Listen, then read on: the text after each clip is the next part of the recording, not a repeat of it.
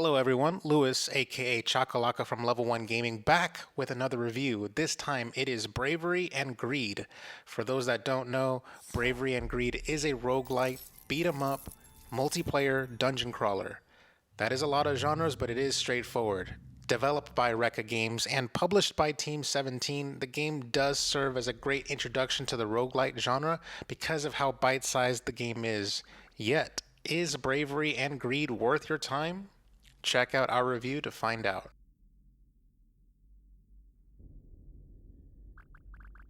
The story is straightforward. It is all given away in the opening cutscene when you boot up the game.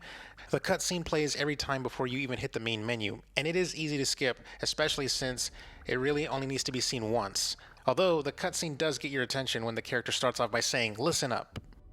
The scene takes place at a tavern with four people sitting at a table. There's an Amazon, a warrior, a rogue, and a wizard. The rogue tells the other three that he heard from a dwarf that there's a secret cave with a lot of gold in it. So much gold that they would be richer than kings. All you have to do is locate the four runes to open the portal inside the cave, and that's it. It's off to the races, and you can play as one of the four character classes. There isn't much to say about the audio in this section. The game has a decent sound design, footsteps are heard very well, and there aren't any audio glitches, especially with multiple enemies on screen. The soundtrack sounds like your standard issue sword and sorcery fare, although it isn't true, but in my memory it feels like the game only has one song in the soundtrack, and that's the main menu song. It seems to be the only song that I can remember how it sounds like. When I reviewed my playback, I noticed that the songs in the levels are set to a lower volume than everything else. I believe it makes sense for the genre because I think it could be distracting, especially if you're trying to make a good run. Also, in general, the songs for the levels are designed with a more mellow tone to them when not in combat.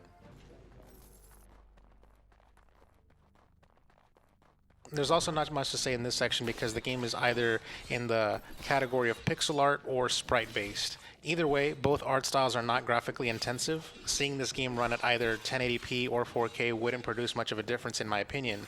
On the plus side, the game does run very well, as it should be expected. I'd never noticed any stuttering or lagging, no matter how many elements were on screen.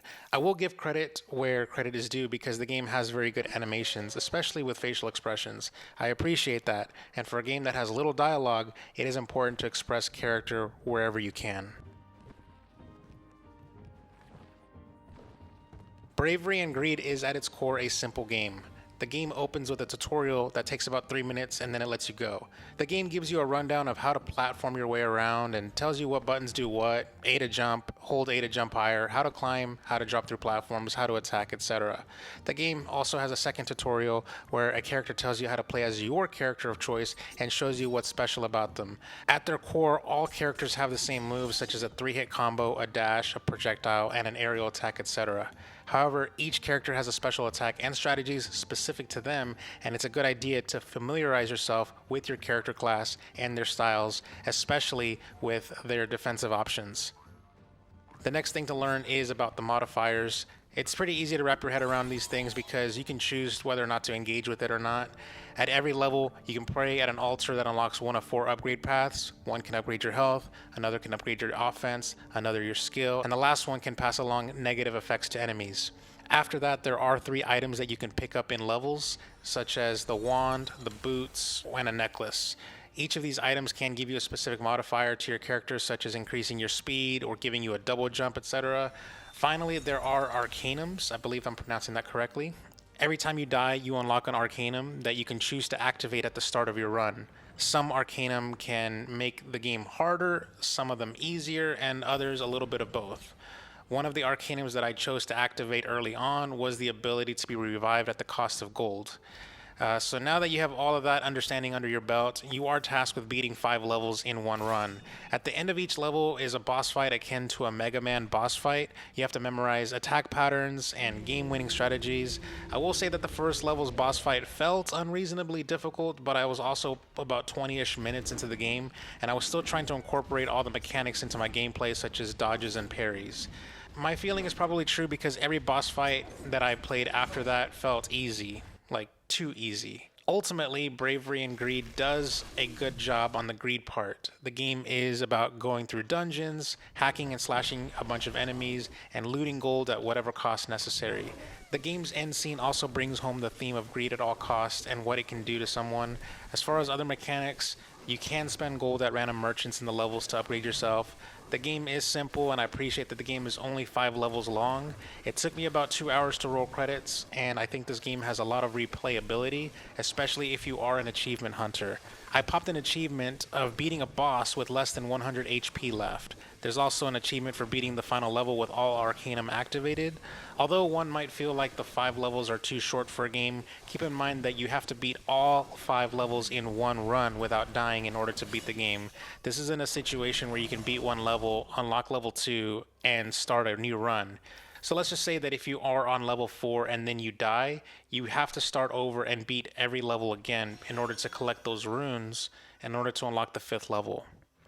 There is one last thing I need to say in this review, and that is that there are companions you can unlock in each level. For instance, you may find a wolf locked in a cage, and if you set it free, it will become your companion and attack enemies with you. This was not necessary, but the developers implemented a pet button, and it is the best. It literally does nothing, but it made me feel good.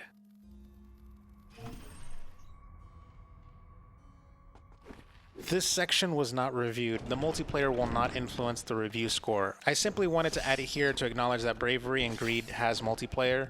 It should be noted that the game can be played with up to 4 players in local co-op.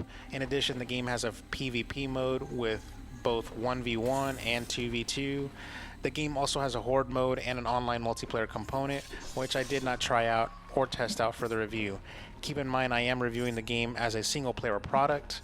I'm sure the multiplayer is fun. I can only imagine that the chaos of 4 people clearing a level together brings, especially when one of your buddies dies in game. You can loot the body and take the resources of your friend before reviving them. That is a recipe for some good old-fashioned friendship enders.